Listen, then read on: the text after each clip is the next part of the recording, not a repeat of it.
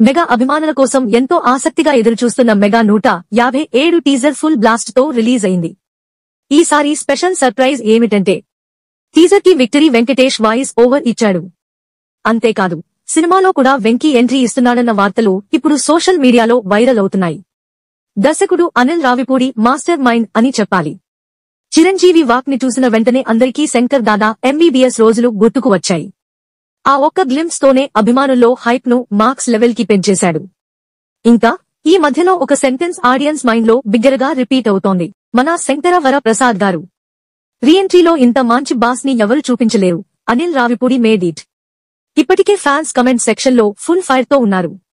రజనీకాంత్ కి జైలర్ తో Nelson break ఇచ్చినట్టే, కమల్ హాసన్ కి విక్రమ్ తో లోకేష్ కనగరాజ్ రేంజ్ మార్చినట్టే ఇప్పుడు చిరంజీవికి కూడా ఇదే స్థాయి బ్లాక్ బస్టర్ హిట్ ఇవ్వబోతున్నాడా అనిల్ రావిపూడి అన్న డిస్కషన్ టాప్ ట్రెండింగ్ లోకి వెళ్ళింది. ఈ వేడుకలో చిరంజీవి వెంకటేష్ కాంబినేషన్ స్క్రీన్ మీద ఎలా దుమ్మురేపుతుందో చూడటానికి ఫ్యాన్స్ ఇక ఆగలేకపోతున్నారు.